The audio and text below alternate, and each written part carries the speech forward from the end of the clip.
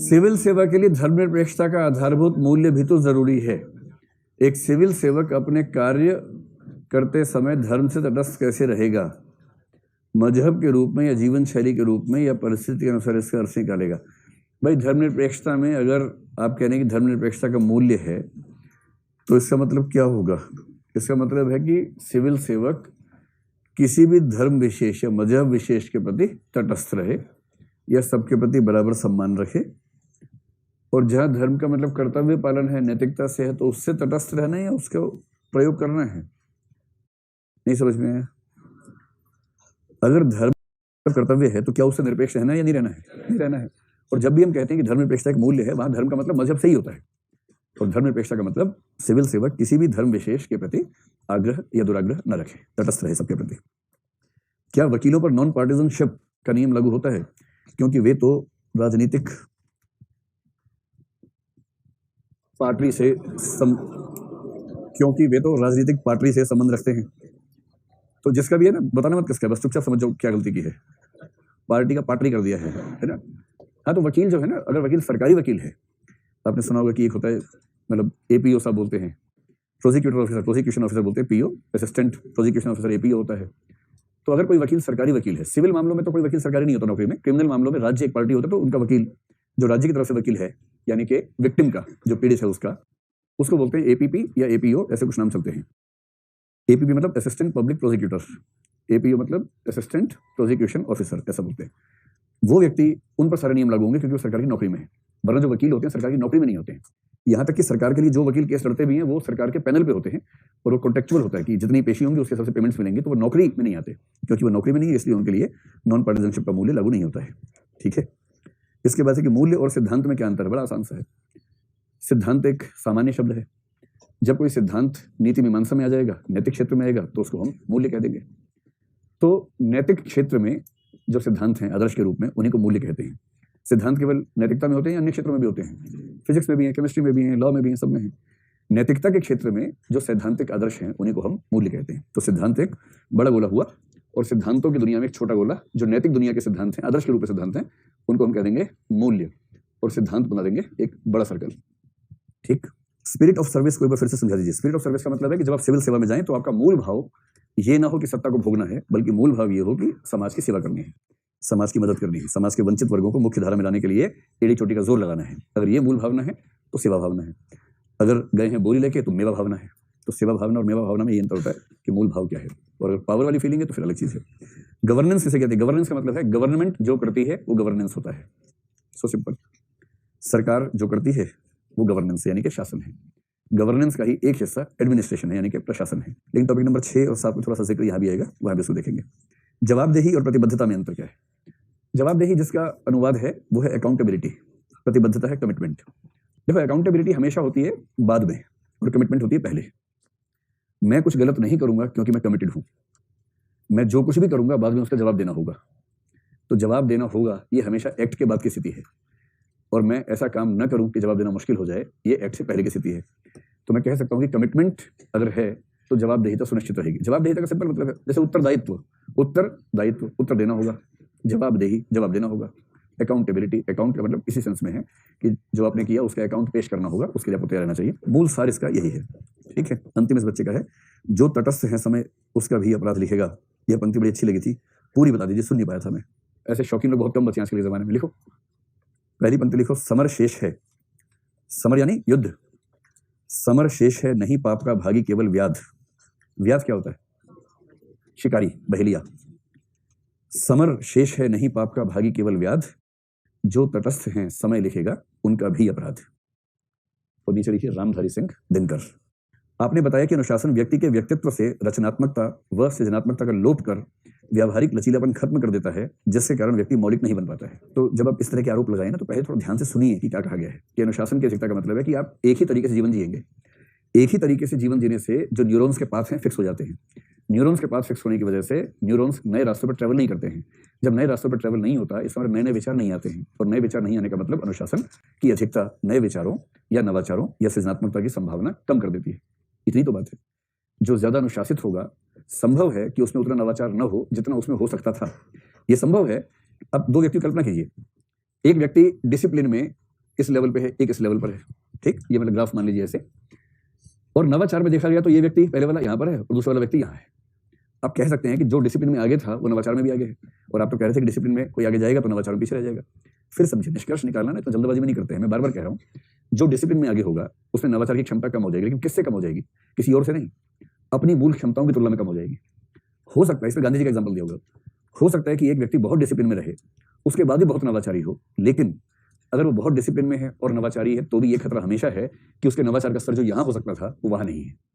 ये किसी और की तुलना में नहीं कहा जा रहा है, ये उस व्यक्ति के पोटेंशियल और उस व्यक्ति ने पोटेंशियल में से कितना हार्नेस किया उसकी तुलना हो रही है। तो मतलब मेरा निवेदन ये है कि जल्दबाजी के निष्कर्षों से बचिए। ऐसा होता है कि थोड़ी सी बात सुनी, खट से निष्कर्ष निकाल दिया।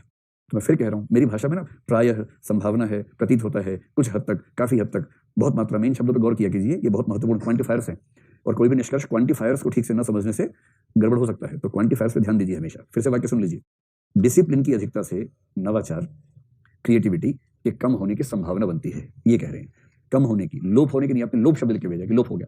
लोप का मतलब क्या होता है? खत्म, शून्य हो गया। मैं कम होने की भी संभावना कह रहा हूं, मैं कम होने की गारंटी नहीं दे रहा हूं, कम होने की संभावना बनती है। तो उतने ही डिग्री पर बात को समझें जितने डिग्री पर बात कही गई है, तो निष्कर्ष ठीक रहेंगे। एक अंतिम सवाल है कि ये पर्सनल कमिटमेंट है या सोशल एक सिचुएशन है। ये बच्चा कह रहा है मैं शुद्ध शाकाहारी हूँ, परिवार का कोई दबाव मेरे ऊपर नहीं है, मैं तभी मांस नहीं खाता हूँ, मेरे सामने कोई खाए मुझे समस्या भी नहीं है। तो इस अवस्था में शाकाहार के प्रति मेरी प्रतिबद्धता व्यक्तिगत है या सामाजिक है? इसमें डिपेंड करता है कि आपका जो परिवार है किसका है। बिना शब्द बताओ जरा, एक दो सवाल का जवाब दीजिए। आपका है, आपके माता पिता मांस खाते हैं, परिवार में कोई और खाता है? बचपन में आपको क्या सिखाया गया था कि मांस खाना अच्छी बात है कि बुरी बात है? बुरी बात है सिखाया गया था। तो सामाजिक ही समझो इसको फिर, क्योंकि जब तक आपने सोचना शुरू किया उससे पहले आप ये मान चुके थे कि मांसाहार बुरी बात है। और आपका परिवार एक अच्छा समझदार परिवार है जिसने आपको कंट्रोल करने के लिए संस्कार का मैकेनिज्म चुना, लाठी वाला नहीं चुना। वो आपसे कहते हैं कि बेटा आपकी इच्छा है, देख लो जैसा मन करे, ऐसे बोलते होंगे ना, बेटा आप खाओ तो हमें कोई दिक्कत नहीं, ऐसे बोलते होंगे ना। लेकिन आपके उस उम्र में, जिस उम्र में चॉइसेस थी, सच में आपके मन में ये बैठा दिया कि मांसाहार बुरी चीज है। अब आप अपने अवचेतन अचेतन के संस्कारों से लड़ नहीं पा रहे, लड़ना चाह भी नहीं रहे। चाहेंगे भी क्यों? जब बिना उसे काम चल रहा है जीवन में, तो क्यों चाहेंगे लड़ना? जैसे मैं नॉनवेज ही खाता हूँ, मेरे कई दोस्त कहते हैं कि तुमने जीवन का रस लिया ही नहीं नॉनवेज में जो होता है, और जो मैंने वो चीज कभी खाई ही नहीं और उसके बिना मेरा काम चल रहा है, तो मुझे इच्छा भी नहीं हो रही, मेरा काम धूमधाम चल रहा है। लेकिन अगर मैं ये कहूँ कि नॉनवेज के प्रति मेरी, मतलब वेजिटेरियनिज्म के प्रति मेरी प्रतिनिष्ठा निजी है, तो ऐसा नहीं है, क्योंकि मेरे सोचने से पहले मेरा ये संस्कार बन चुका था कि नॉनवेज बुरा है, और मैं अपने उस संस्कार से आज तक लड़ नहीं पाया हूं। मैं लड़ने की इच्छा भी नहीं हो रही, मैं लड़ू भी क्यों, ठीक चल रहा है मेरा काम। तो आपकी इस मामले में जो निष्ठा है उसका उत्स तो सामाजिक ही है। ये हो सकता है कि कुछ मात्रा में व्यक्तिगत भी हो, लेकिन सामाजिक ही मानना ज्यादा ठीक है। हाँ ठीक है, तब व्यक्तिगत है कि पेरेंट्स खाते हैं और कोई बच्चा नहीं खाता, तब मामला व्यक्तिगत है, तब सोशल वाला मामला नहीं है। चलो अब देखते हैं सारे सवालात आपके जो यूपीएससी और पीसीएस से पूछे। जी, जवाबदेहिता को हम पढ़ेंगे, इसके अगले टॉपिक में विस्तार में पढ़ेंगे, चिंता मत कीजिए। लेकिन जवाबदेहिता का सिंपल मतलब है कोई भी काम करते हुए ध्यान रखना कि जवाब देना पड़ेगा। हाँ कह सकते हैं कि कमिटमेंट है तो जवाबदेहिता में दिक्कत नहीं आएगी।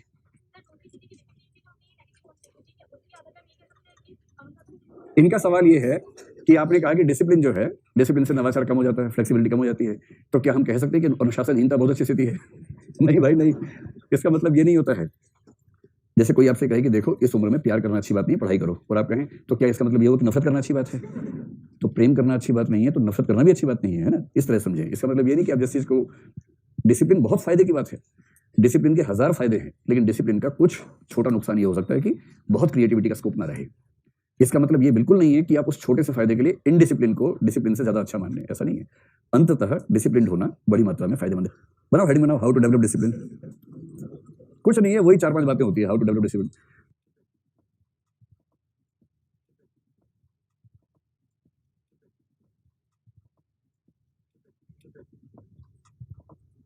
हाउ टू डेवलप डिसिप्लिन, कुछ नहीं है, वही सब बातें हैं घुमा फिरा के। सबसे पहली बात, डेनियल गोल आदमी, उसने क्या क्या कहा था? कॉग्निटिव लर्निंग, और अब उसको इमोटिव कह लो, सोशल कह लो, नॉन कॉग्निटिव कह लो, सोशल लर्निंग कर लीजिए, सोशल लर्निंग। क्योंकि डिसिप्लिन एक वर्च्यू है। देखो जो भी चीज हमारी वासनाओं के विरुद्ध है, मूल इच्छाओं के विरुद्ध है, जो लंबे और कठोर अभ्यास से पैदा होती है, वो क्या है? वर्च्यू है, सद्गुण है। कोई भी वर्च्यू सीखने का तरीका होता है कि वो केवल कॉग्निटिव लर्निंग से नहीं आता है, उसके लिए लंबा सुदीर्घ अभ्यास चाहिए, अपने आप से लगातार संघर्ष करना पड़ता है, क्योंकि विवेक और वासना का संघर्ष चलता रहता है लगातार, और विवेक जरा भी कमजोर हो तो वासनाएं जीत जाती हैं। तो वासनाओं को लगातार हराना उसके लिए बहुत कठोर अभ्यास करना पड़ता है, लेकिन धीरे धीरे एक लंबे समय में ऐसा हो जाता है। तो इसका तरीका क्या हो सकता है? इसका तरीका ये है कि जैसे अनुशासन किसी को सिखाना हो तो आप कह सकते हैं तरीके अगर करने हो तो सबसे पहली बात है कि आरंभ में जब कोई बच्चा छोटा है तो वो किसी छोटे बच्चे से ये उम्मीद करना कि वो स्व अनुशासन में चला जाएगा, ये तो असंभव सी बात है। तो छोटा बच्चा हो या छोटा पशु पक्षी कुछ भी हो, शुरू में तो उनको सिखाना ही पड़ता है। तो आरंभ में अनुशासन सिखाने के दो ही तरीके माने गए हैं, एक गाजर और एक लाठी, कैरेट एंड स्टिक। तो पहला है पुरस्कार, प्रशंसा, ये सब, और दूसरा है निंदा। और पिटाई लिखना ठीक नहीं रहता परीक्षा में, अगर आप लिखेंगे पिटाई तो इसका मतलब आप बता रहे हैं कि आप किस समाज से आए हैं। दंड, हाँ दंड ठीक है, लेकिन कॉर्पोरल पनिशमेंट को कभी सपोर्ट मत कीजिएगा, फिजिकल पनिशमेंट को कभी सपोर्ट नहीं करना है। आजकल बड़े लोग ऐसा मानते हैं कि फिजिकल पनिशमेंट बच्चे का व्यक्तित्व का विकास नहीं होने देती है। शुरुआत में तो तरीका वही है, थोड़ा दंड, दंड वाला आलोचना, धिक्कार, निंदा, ये सब चीजें। जैसे विकसित देशों में दंड तो देते ही है ना, बस मार पिटाई नहीं करते हैं। अमेरिका में सब बच्चों को ना सबसे पहला ज्ञान जो सिखाते हैं वो एक फोन नंबर सिखाते हैं, 911। कभी आप अमेरिका में हो और कोई तनाव आपके जीवन में आ जाए किसी भी तरह का, सिर्फ इस नंबर पर फोन कर देना। जैसे भारत में 100 नंबर होता है दिल्ली में, वैसे तो 100 नंबर फोन करने के बाद पुलिस आती है, करीब आधे पौने घंटे बाद जब कांड हो चुका होता है उसके बाद पहुंचती है। 911 मतलब बड़ा जल्दी आती है, बड़ी बात है। तो 911 क्या है कि सोशल सिक्योरिटी नेटवर्क है, वहाँ उसका नंबर है। तो छोटे छोटे बच्चों को ये नंबर सिखा देते हैं और बच्चों को फोन करना ही जाता है। बच्चे टेक्निकली सुपीरियर होते ही अपने पेरेंट्स की तुलना में। वहाँ का नियम है कि कोई पेरेंट बच्चे को हाथ नहीं लगा सकता, पिटाई तो बहुत दूर की बात है। और गलती से कान भी ऐसे कर दिया ना तो पर्याप्त जेल जाने के लिए। और बच्चों को स्कूल में यही सिखाते हैं कि जैसे ही घर में कोई हाथ भी लगाए या टीचर स्कूल में हाथ भी लगाए, खट से 911 घुमा दो। बच्चे घुमाए थे 911 और मुश्किल से 1 से 2 मिनट के अंदर पुलिस पहुंच जाती है। सारे नंबर ट्रेस की होती है, लोकेशन पता होती है, एड्रेस पता होता है, खड़क से पुलिस पहुंच जाती है घर के अंदर। फिर पेरेंट्स बेचारे सफाई दे के मर जाते हैं। और अगर बच्चे ने बोल दिया पुलिस के सामने कि पापा ने मुझे मारा है, तो पापा साथ में जाएंगे फिर। और अगर 2-3 इंसिडेंट्स हो गए तो वो बच्चा उस परिवार से छीन लिया जाएगा और फोस्टर होम में चला जाएगा। फोस्टर होम का मतलब कुछ ऐसे दंपति, ऐसे पति पत्नी, ऐसे परिवार जिनके बारे में समाज की राय है कि ये बच्चों के पालन पोषण के लिए बेहतर लोग हैं, और उन्होंने ये रजिस्ट्रेशन करवाया हुआ कि हम ऐसे बच्चों की परवरिश कर सकते हैं जिनकी परवरिश करने की जिम्मेदारी राज्य किसी को देना चाहता है, तो हम उसके लिए तैयार हैं। तो उस बच्चे को वहां से उठा के जो सोशल सिस्टम है उसके तहत उसकी एंट्री करवा के उसे किसी दूसरे घर में भेजते हैं, वहां उसकी परवरिश होती है। तो वहाँ तो ये है। भारत के वहाँ के जो लोग हैं ना, भारत के लोग जो वहाँ रहते हैं, वो वहाँ बच्चों से बहुत प्यार से बात करते हैं, हेलो बेबी, हेलो हेलो करते हैं, नोट करते रहते हैं मन मन में। जैसे ही वहां से हवाई जहाज में बैठे, उड़े, उड़ने के बाद लैंड करने के बाद, क्योंकि उड़ता हुआ जहाज उसी देश की सीमा क्षेत्र माना जाता है जिस देश में उसका रजिस्ट्रेशन है। अगर अमेरिकन हवाई जहाज है तो दुनिया में जहां भी होगा अमेरिका ही माना जाएगा उसको। जैसे ही लैंड करते दिल्ली में और एयरपोर्ट से बाहर निकलते हैं और फिर डायरी निकाल के, ये बेटा ये 2011 में 19 अक्टूबर की बात याद है? याद नहीं है तो ऐसे करके हिसाब बराबर कर लेते हैं। चलो, इन पेरेंट्स से दुख है कि खुद तो पिटे खूब बचपन में, अब जब ये बड़े हुए तो इनका हाथ साफ नहीं हो पा रहा। तो सारा परिवर्तन इनके समय में क्यों आ गया? तो शुरुआत में तो यही है ना, थोड़ा वो। अब जब बड़ा होता है व्यक्ति तो उसमें सेल्फ मोटिवेशन वाला मामला है। इसको हम कह रहे हैं कि मोटिवेशन फ्रॉम आउटसाइड या एक्सटर्नल मोटिवेशन। तो शुरुआत में एक्सटर्नल मोटिवेशन से डिसिप्लिन आता है, बाद में आता है इंटरनल या इनर मोटिवेशन से। और इंटरनल मोटिवेशन के लिए क्या क्या तरीके होते हैं? वो वही सब तरीके हैं। जैसे एक तरीका होता है डायरी लिखना, या जिसको बेसिकली कहेंगे ऑटो सजेस्टिव मोड। अगर आप ठान लें कि आपको अनुशासित होना है तो कोई दूसरा को रोक नहीं सकता, सीधी सी बात है। अब ठानेंगे नहीं तो फिर तो कोई बात ही नहीं है। अगर आपने ठान लिया लेकिन बीच में दिक्कतें आ रही हैं तो उसका तरीका क्या है? इस ऑटो सजेस्टिव मोड पर चलने के लिए एक तरीका है डायरी लिखना। रोज रात को आपने लिखा कि आज मैं किस किस मामले में अनुशासन के अभ्यास से चूक गया, ये आप लिख सकते हैं। तो जब आप रोज लिखेंगे, शर्मिंदगी होगी तो अगले दिन के लिए आप एक रेजोल्यूशन लेंगे। तो इसी डायरी में एक तो होगा इवैल्यूएशन करना, अपना मूल्यांकन कि आज मैंने क्या किया क्या नहीं किया, और उसका अंतिम हिस्सा क्या होना चाहिए? रिजोल्यूशन, संकल्प कि कल मुझे ये करके दिखाना होगा। सुबह 5 बजे उठ के दिखाऊंगा, चाहे जो हो जाए, और 5:15 से पढ़ाई शुरू हो जाएगी, चाहे कुछ भी हो जाए।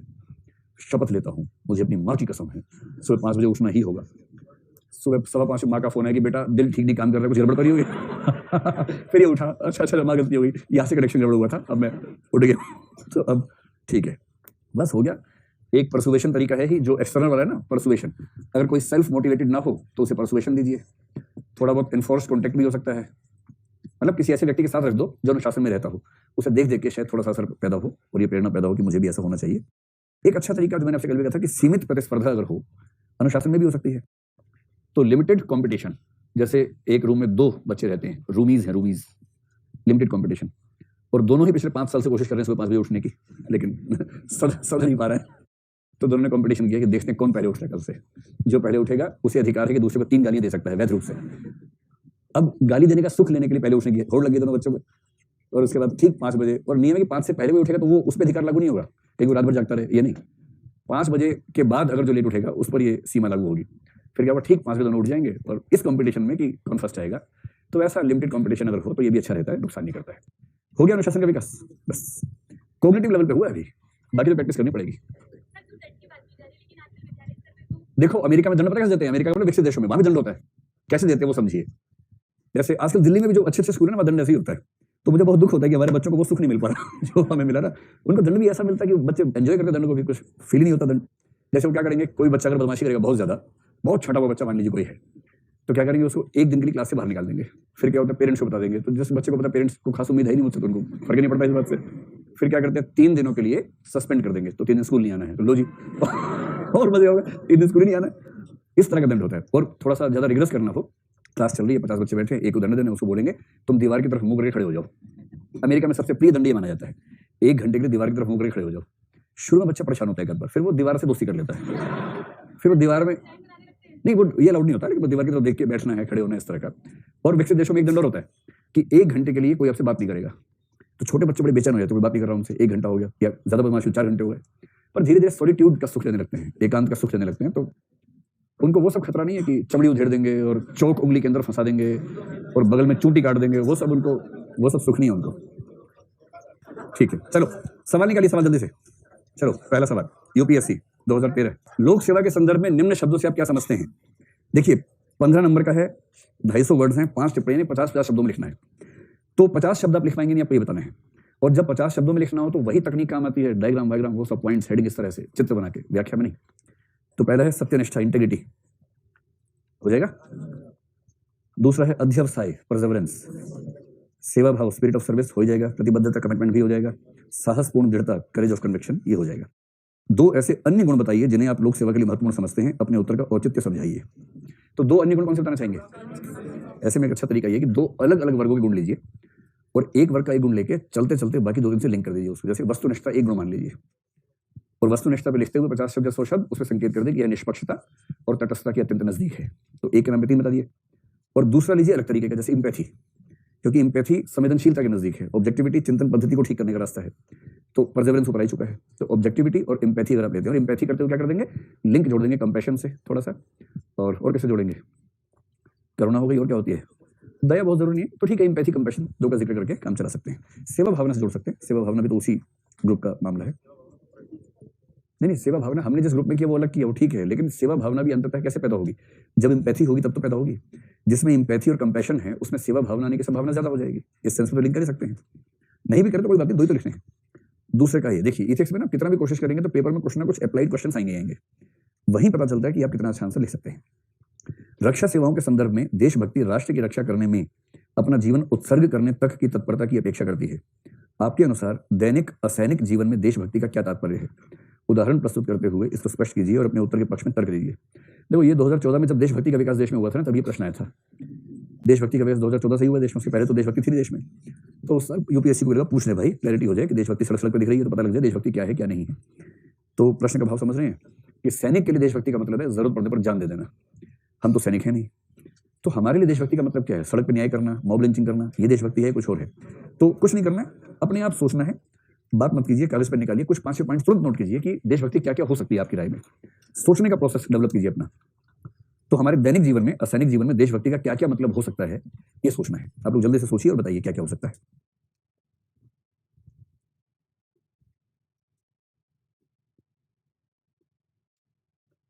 कम से कम 5 पॉइंट्स आपकी कॉपी में लिखे जाएं तो समझ लीजिए कि ठीक से पढ़ लिया है। सोच पा रहे हैं 5 चीजें, देशभक्त होने का असली मतलब क्या होता है। तो फिर एक एक करके बताना शुरू करें, कौन बताएंगे। हाँ बताइए, पहला बताइए। एकदम ठीक बात है, परफेक्ट है। हाँ देखो, कुछ प्रश्नों में उत्तर ठीक ही होता है। अब जो भी बोलेंगे ठीक ही होगा, और ऐसे प्रश्नों में ज्यादा नंबर किसको मिलेंगे जिसका उत्तर ज्यादा ठीक होगा। ठीक तो सबका होगा, आप कुछ गलत तो नहीं बोलेंगे इसमें। जैसे जनसंख्या नियंत्रण करना, ये भी खराब, मतलब गलत तो नहीं है, ठीक ही उत्तर है, पर ये उतना सटीक नहीं है यहाँ पर, है ना, उतना सटीक नहीं है जी। क्या मेंटेन करना, लॉ एंड ऑर्डर, ठीक है। चलिए कुछ पॉइंट्स मैं एक बार लिखवाता हूँ, नोट कीजिए, फिर बताइए कि आप भी वैसे लिखे होंगे। देखो, इस देश की सबसे महान पुस्तक का नाम है हमारा संविधान। जब भी आपसे पूछे देशभक्ति, इस समय संविधान की भक्ति करेंगे, देश की भक्ति अपने आप हो जाएगी। तो नंबर 1, संवैधानिक मूल्यों को अपने जीवन में उतारना, संवैधानिक मूल्यों को अपने तथा अपने प्रभाव क्षेत्र में प्रसारित करना, अपने जीवन तथा अपने प्रभाव क्षेत्र में प्रसारित करना। अब संवैधानिक मूल्य लिखते ब्रैकेट में 3-4 मूल्य बता देने चाहिए आपको। कौन कौन से बताएंगे? धर्मनिरपेक्षता है ना, सहिष्णुता कह लीजिए, समानता, बंधुत्व जरूर लिखिए, न्याय लिखिए, सामाजिक न्याय हो गया, है ना। तो पहला हो गया संवैधानिक मूल्यों को अपने जीवन में तथा अपने प्रभाव क्षेत्र, जोन ऑफ इन्फ्लुएंस कहते हैं। देखो, एक होता है जोन ऑफ कंट्रोल, एक होता है जोन ऑफ इन्फ्लुएंस।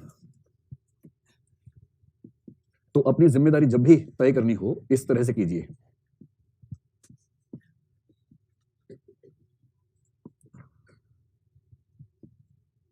और जितने बच्चे अपने उत्तरों में ऐसे गोले गोले बनाते हैं ना, हर गोले से आधा नंबर बढ़ जाता है। तो एक आध गोला और चतुर्भुज आयत कुछ ना कुछ बना के आइए अपने उत्तरों में, बड़ा सुंदर लगता है देखने में। और काले पेन से बनाएंगे तो अच्छा लगता है, नीले से लिखिए, काले से बनाइए।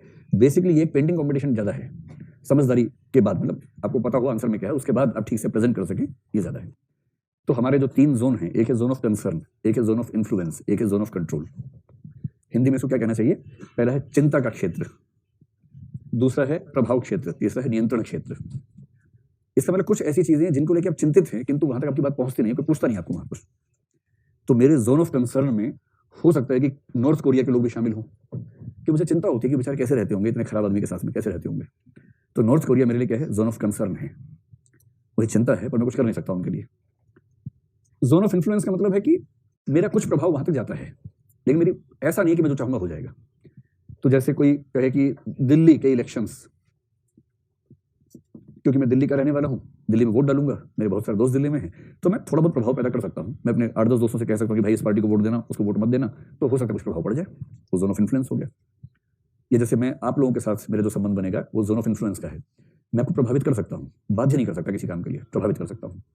तो जिसको प्रभावित कर सके लेकिन बाध्य ना कर सके, वो आपका जोन ऑफ इन्फ्लुएंस है। और जोन ऑफ कंट्रोल क्या होता है? जहां आपकी पूरी चलती है, पूरी ताकत है। जैसे कि एक छोटा बच्चा पेरेंट्स के लिए क्या है? जोन ऑफ कंट्रोल है। एक स्कूल में पढ़ने वाला बच्चा स्कूल के टीचर्स के लिए क्या है? जोन ऑफ कंट्रोल है। तो सीधी सी बात है, जब भी कोई पूछे कि आप क्या करेंगे, जो चीज आपके जोन ऑफ कंट्रोल में है उसको एकदम ठीक कर देना है।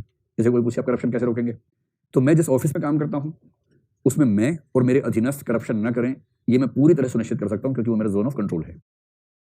उसके आसपास मेरे सीनियर हैं, सुपीरियर हैं, मेरे बराबर के लोग हैं जिन पर मेरा कंट्रोल नहीं है, किंतु संवाद होता है। मैं कम से कम बातचीत के माध्यम से उनको परसुएड कर सकता हूं कि वो भी करप्शन ना करें, वो मेरा जोन ऑफ इन्फ्लुएंस है। तो वहां मैं परसुएड करूंगा। और जहां मेरी चलती नहीं है, वहां मैं अनावश्यक रूप से कुछ करने से बचूंगा। हाँ, मुझे चिंता जरूर होगी कि अगर देश में कहीं भी ऐसा हो रहा है, मैं चिंता तो करूंगा, पर वहां मैं सीधा स्टेप लेने से बचूंगा, क्योंकि वहां मेरी क्षमताएं काम नहीं करती हैं। ये क्लैरिटी होनी चाहिए। तो इस तरह से लिखेंगे गोला गोला बना के ना, तो उसकी अपनी वैल्यू है। चलो, तो एक तो हो गया संवैधानिक मूल्यों को अपहोल्ड करना अपनी लाइफ में भी, दूसरों की लाइफ में भी। दूसरा, मूल कर्तव्यों का पालन करना। अब जैसे मूल कर्तव्य है, उसमें 1-2 ऐसे लिखिए जो रोचक से मूल कर्तव्य हो। मतलब झंडा वंडा मत लिखिएगा, मूल कर्तव्य कुछ ऐसा लिखिए जैसे अपनी क्षमताओं का सर्वाधिक विकास करना, वैज्ञानिक मनोवृत्ति का विकास करना इत्यादि, ऐसा कुछ कह लीजिए। तीसरा, सामाजिक रूढ़ियों और बुराइयों से टकराना, संघर्ष करना। लड़ना ही है तो सड़क पर नहीं, हथियार भी से लड़ते हो भाई, बुराइयों से लड़ो ना, अपने समाज की बुराइयों से लड़ो। और ब्रैकेट में लिखो जातिवाद, सांप्रदायिकता, क्षेत्रवाद, रंगभेद, इन सबसे टकराना, ये देशभक्ति है। एक हो सकता है विदेशी व्यक्तियों के समक्ष अपने देश की छवि को बेहतर बनाना। आमिर खान बहुत प्रयास कर रहा है इसका विज्ञापनों के माध्यम से। क्या होता है ना कि आप देश में हैं तो भी कई विदेशी लोग आपके सामने आ जाते होंगे, विदेश जाएंगे तो सारे आएंगे सामने। मतलब दुख की बात है कि विकसित देशों में भारत की छवि बहुत खराब है। पर जैसे ही उनको ये दिखता है कि कोई इंडिया का व्यक्ति है, तो पहली नजर में उनके मन में पता कौन सा भाव आता है? जैसे आपको दिल्ली में कोई व्यक्ति दिखे और पता लगे पाकिस्तान का है, तो कुछ लोगों में जिज्ञासा का भाव आएगा, अरे कैसे होते पाकिस्तान, चलो बात करके देखते हैं। लेकिन कई बार ये भाव आता है कि अरे यार ये तो वैसे ही है, ये कुछ गड़बड़ी करेंगे, ठीक नहीं होंगे। अब कुछ दिन पहले थाईलैंड में शायद हुआ ना, बैंकॉक में एक परिवार भारत से गया हुआ था, होटल छोड़ा। अच्छा, कई लोग कैसे होते हैं कि होटल में रुकते सोचते हैं कि जितना हमने किराया दिया है उससे ज्यादा का सामान लेके चले जाए वापस यहाँ से। तो टॉवल वगैरह है, जो मिलता है वो सोचते हैं कि हमें हमारा हो गया है। तो उन लोगों ने तो अजीब हद कर दी। वो अपनी टैक्सी में बैठ चुके थे, अचानक होटल का स्टाफ पुलिस लेके पहुंच गया वहां पर। वो भागना चाह रहे थे, नहीं भाग पाए, रोक लिया उनको। और जो भारत के आदमी था, इतना सही आदमी था, उसने वहां के पुलिस वाले बोला अरे इधर साइड में से ले गया, नोट निकाल के दिया। उसको लगा कि पुलिस यूनिवर्सली एक जैसी होती है, फिर उस पुलिस वाले ने इस पे और उसका हिसाब बराबर किया लालच देने के आरोप में, और उसका वीडियो पूरा है, व्हाट्सएप पे खूब चला था वीडियो। उनका जब सामान खोला गया तो उसमें उस कमरे के पंखे तक उतार के ले आए थे बोले, पंखा, फूलदान, टेबल पर रखने वाला सामान, तौलिए बोलिए, बेडशीट्स, कंबल, जो कुछ हो सकता है सब ठूस लिया अपने बैग में, और अगर 2 मिनट की देरी हो जाती वो निकल जाते वहां से। अब उस एक वीडियो ने पूरे भारत की छवि इतनी खराब कर दी है, इतनी खराब छवि कर दी है। तो आप जब भारत से बाहर निकलेंगे आप पाएंगे कि जैसे आप बताएंगे कि आप भारत से हैं तो ये बहुत सम्मान के भाव से कोई आपको देखेगा नहीं, और इसमें कुछ जिम्मेदारी हमारी भी है और कुछ जिम्मेदारी उन सब लोगों की जो हमसे पहले गए हैं। अच्छा, मान लीजिए ऐसी छवि हमारी है, हम खुश हो सकते हैं कि पाकिस्तान की छवि हमसे भी खराब है, हम रिलेटिवली अच्छी छवि हमारी है, हम ये कह सकते हैं, ऐसा नहीं कि बहुत चिंता वाली बात है, बांग्लादेश की छवि खराब है, भारत की दोनों से अच्छी छवि। लेकिन जो छवि हमारी है जैसी है, अगर हम गए हैं, अगर हमने उस छवि के खराब होने में और योगदान दिया तो देशभक्ति नहीं है। अगर हमारी वजह से कोई ये कहने को बाध्य हो जाए कि यार सब इंडियंस वैसे नहीं होते, कुछ शानदार भी होते हैं, तो इसका मतलब आपने भारत की संचित छवि को कुछ बेहतर करने की भूमिका निभा दी। और ये भारत में भी होता है। आप किसी ट्रेन में जा रहे हैं, सामने कोई विदेशी बैठा हुआ है, अब वहां आप रिप्रेजेंट करते हैं अपने देश को, और वहां आप जिस तरह की बात करेंगे, जैसे हम लोग तो बात ही नहीं करते हैं, नजर बचाते हैं, जबकि वहां के कल्चर में अजनबियों से बात की जाती है, अच्छे से बात की जाती है। तो अगर आप उनसे बात कर रहे हैं, ठीक से बात कर रहे हैं, तो पूरे देश की छवि को बेहतर बना रहे हैं। इसलिए एक देशभक्ति ये भी तो है कि भारत में या भारत के बाहर जब भी दुनिया के लोगों के सामने आप हो, अपने देश की छवि का ख्याल रखें कि एक अच्छा भाव लेके वो लोग यहाँ से लौटे। एक अंतिम कह लीजिए कानूनों का पालन करना। एक अच्छा देशभक्त व्यक्ति कानूनों का ठीक से पालन करेगा। ब्रैकेट में लिखिए, जैसे ट्रैफिक रूल्स, जैसे टैक्स का भुगतान करना इत्यादि। देशभक्त होने के लिए सड़क पर उतरना जरूर छोड़ना है, आप ईमानदारी से अपना काम ठीक से कीजिए, हो गया देशभक्त। ऐसा क्या है, जो आदमी ईमानदारी से काम करे और टैक्स पे करता रहे तो देशभक्त तो हो गया ना वो। उसके लिए अलग से सड़क पर उतर के 3 लोगों को मारना जरूर छोड़ना है, ऐसे देशभक्त रहेगा तो हो जाएगा। लिखेंगे, चलो। हाँ हाँ, राष्ट्रीय धरोहरों का सम्मान करना वो भी ठीक है। हाँ, ऐसे नवाचार करना जो वैज्ञानिक मनोवृत्ति है ना, उसमें आप ये भी लिखिए, नवाचारों को प्रोत्साहित करना और करना।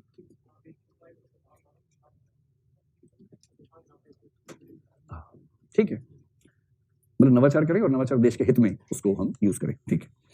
बी, लोक जीवन में सत्यनिष्ठा से क्या अर्थ ग्रहण करते हैं। अच्छा, ये क्वेश्चन दरअसल ना, ये क्वेश्चन इस टॉपिक का है नहीं, गलती से यहाँ पर आ गया। ये इंटीग्रिटी नहीं, प्रोबिटी है, और प्रोबिटी इन गवर्नेंस टॉपिक 7 में आता है, तो बेहतर है कि इसको आप निशान लगा लें कि टॉपिक 7 में करेंगे इसको, वहां मैं इसको फिर से ले आऊंगा तब डिस्कस कर लेंगे।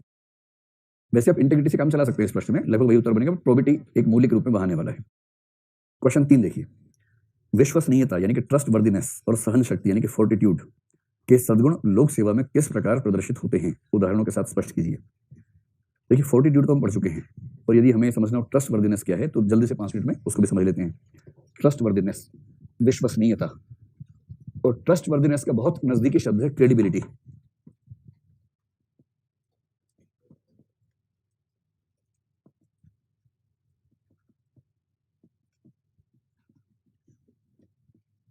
ट्रस्ट वर्दीनेस, अगर कभी क्रेडिबिलिटी पूछी जाए तो भी आप मोटे तौर पे यही बात लिख सकते हैं, लगभग समानार्थक ही है, वो भी कोई खास अंतर उसमें है नहीं।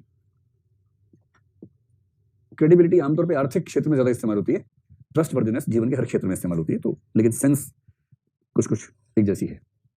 तो सबसे पहले ट्रस्ट वर्दीनेस क्या है, फिर इसके विभिन्न पक्ष कौन कौन से हैं, है ना, उसकी रेंज क्या है, ये पक्ष कौन कौन से हैं, फिर इसका हमारे जीवन में क्या महत्व है या इसके क्या लाभ होते हैं, और इसे कैसे सीखें।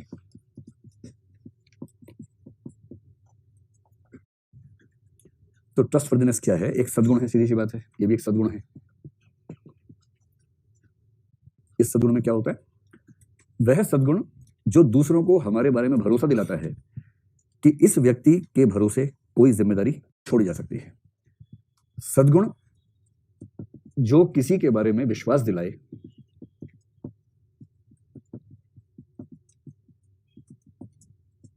कि उसके जिम्मे कह लीजिए या उसके भरोसे कह लीजिए कि उसके जिम्मे कोई महत्वपूर्ण कार्य या संसाधन छोड़ा जा सकता है।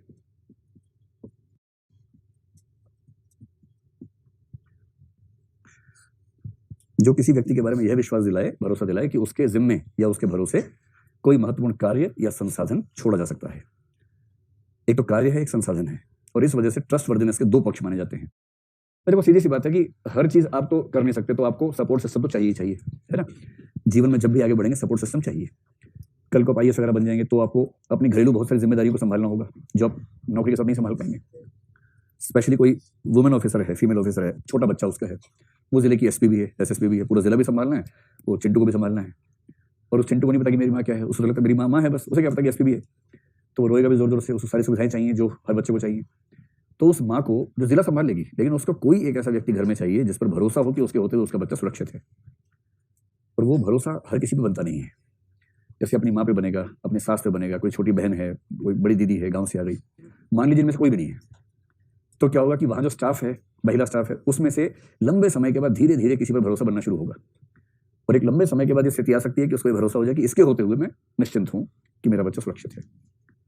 ये है ट्रस्टवर्दीनेस एक सेंस में, संसाधन वाली सेंस में, कि आपने अपनी कोई कीमती वस्तु, कोई चीज किसी के भरोसे छोड़ी हुई है, इतना ट्रस्ट चाहिए कि उसकी नीयत नहीं डगमगाएगी। एक तो ये। और दूसरा क्या होता है, कोई काम है, बहुत महत्वपूर्ण काम है, जटिल काम है, आप तो कर लेते हैं, आपने किसी सपोर्ट स्टाफ को चुना, कोई एसोसिएट स्टाफ को चुना कि भाई ये काम तुम संभाल लेना, ये तुम संभाल लेना। कोई बड़ा काम करने की शर्त है कि टीम आपके पास हो, उसमें सब लोग अलग अलग काम करते हैं, एक्सपर्ट होंगे अपने काम में।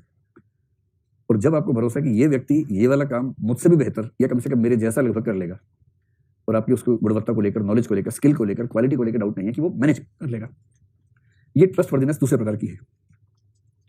कि रेस्टोरेंट में एक जो मेन कुक है छुट्टी पे है, रेस्टोरेंट के मालिक ने पूछा कैसे काम चलेगा, उसने कोई बात नहीं, मैं छोटे भाई को भेज दूंगा, वो संभाल लेगा। मालिक ने पूछा भाई तुम जो बनाते हो उसका बात ही अलग है, हजारों लोग आते हैं वही खाना खाने के, बोला आप चिंता मत कीजिए, मेरा भाई है ना, मुझसे भी अच्छा है, टेंशन मत लीजिए। भाई को भेजा, संभाला, बढ़िया संभाला। ये क्या है, क्षमताओं के मामले में ट्रस्टवर्दीनेस है। इससे ट्रस्टवर्दीनेस के दो पक्ष हैं। पहला है क्षमता के मामले में, क्षमता या दक्षता या ज्ञान के मामले में है कि इसके पास कोई काम दिया है तो काम बढ़िया तरीके से हो ही जाएगा। और दूसरा होता है मंशा, नीयत, इरादा, इसके बारे में कि इसकी नीयत भी ठीक रहेगी, मंशा भी ठीक रहेगी। अब जीवन का दुर्भाग्य यह है कि कई लोग ऐसे होते हैं जिनमें ये वाली ट्रस्टवर्दीनेस होती है और दूसरी नहीं होती, कुछ में दूसरी होती है, पहले नहीं होती है। और ऐसे लोग हर किसी के जीवन में कुछ ना कुछ होते हैं। आपके घरों में कोई एक ऐसा डोमेस्टिक हेल्प व्यक्ति, पुरुष स्त्री होगा जो घर पे सहायता करता होगा, जिस पे आप हर भरोसा कर सकते हैं, पर आपको ये पता है कि दिमाग वाला काम जरा भी आ गया तो हाथ पर छोड़ देगा कि ना भाई ये हमसे नहीं होगा। तो वो कौन सी ट्रस्टवर्दीनेस है, मंशा वाली है। कुछ ऐसे जबरदस्त दक्षता, आपको पता है कि आप भेजेंगे काम बढ़िया कर देंगे, पर उनकी नीयत को लेकर आप डर रहते हैं हमेशा कि ऐसा ना हो कि कुछ दिक्कत कर दें, ये भी होता है। सबसे अच्छे लोग किसी संगठन में वो माने जाते हैं जिनमें ये दोनों स्तरों पर ट्रस्टवर्दीनेस हो। और जिस व्यक्ति में दोनों स्तरों की ट्रस्टवर्दीनेस है, बस समझ लीजिए कि उसको तो संगठन में बहुत ऊपर जाने से कोई रोक ही नहीं सकता है, क्योंकि दोनों गुण उसके पास हैं। जिनके पास दोनों क्षमताएं होती हैं ना, वो बनते हैं अमित शाह। क्योंकि बड़े बॉस को अच्छे से पता है कि अमित शाह को जितनी पावर दूंगा मेरे खिलाफ नहीं सोचेगा, बाकी सबका भरोसा बना देगा, मेरे खिलाफ नहीं सोचेगा, और जो मेरे खिलाफ सोच रहे हैं उन सबको दाएं कर देगा, सेट कर देगा सबको, इसलिए ट्रस्टवर्दी है। दूसरा, मंशा को लेके भी, क्षमता को लेके भी, ये आदमी संभाल लेगा।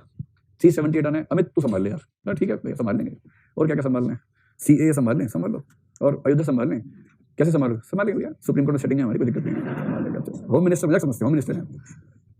तो अमित शाह में जो ट्रस्टवर्दीनेस नरेंद्र मोदी के पॉइंट ऑफ व्यू से है, वो दोनों है, क्षमता में गजब, नीयत में गजब, उनके हिसाब से, नीयत बाकियों के हिसाब से नहीं, उनके हिसाब से नीयत में गजब है।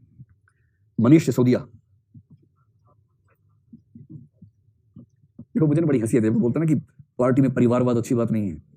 भाई जिसके पास परिवार है वो परिवार के लोगों को सत्ता देता है, जिसके पास परिवार है ही नहीं या जिसका परिवार उस तरह का नहीं है वो फिर दोस्त ढूंढ लेता है।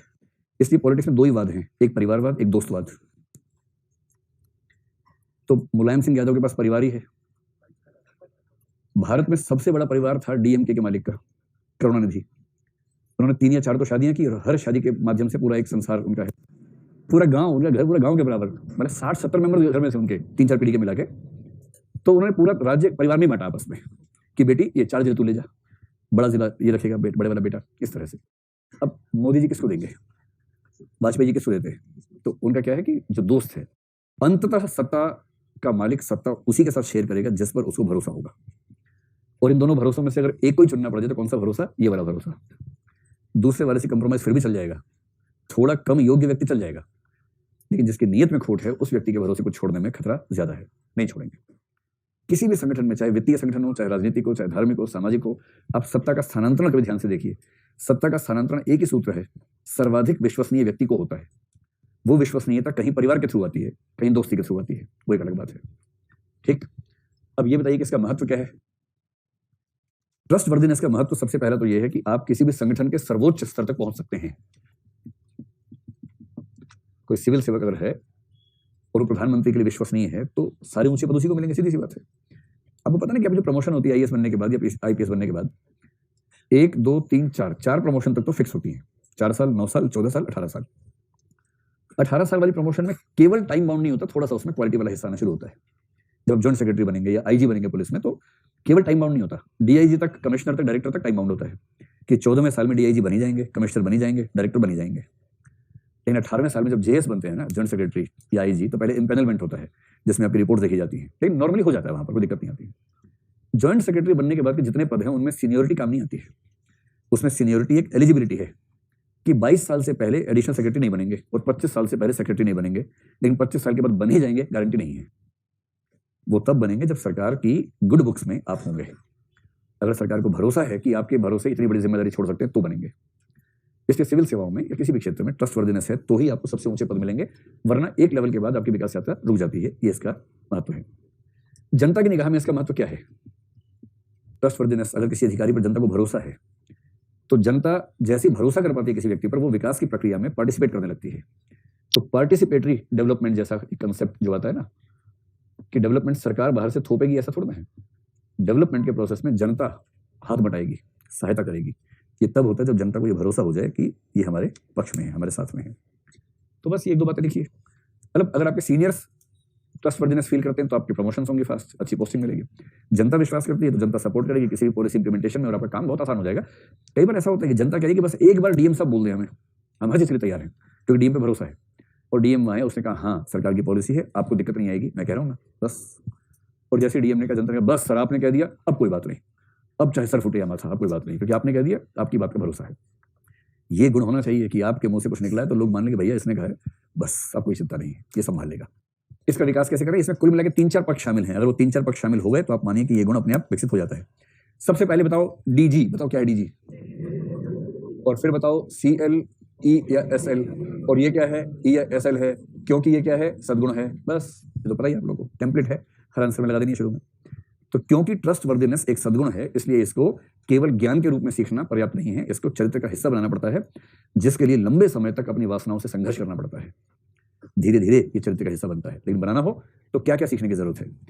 सबसे पहली बात सीखनी होगी इंटीग्रिटी, यानी कि सत्यनिष्ठा। और इंटीग्रिटी क्या होती है आपको पता ही है।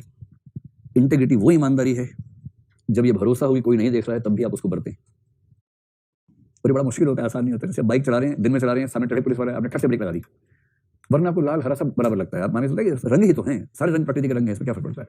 आप निकाल रहे हैं, झूम झूम, लाल पीली हरी कोई लाइट चल रही है, पार कर जाते हैं। इतने में देखा कैमरा लगा हुआ है सामने, जैसे देखा एक रेड लाइट पे कैमरा है, हमने तुरंत ब्रेक लगा दी, ग्रीन पे भी रुक गए 2 सेकंड के लिए कि भाई फोटो खींच लो, रुक रहे थे यहाँ पर, फिर चले। इसमें वो बात नहीं है।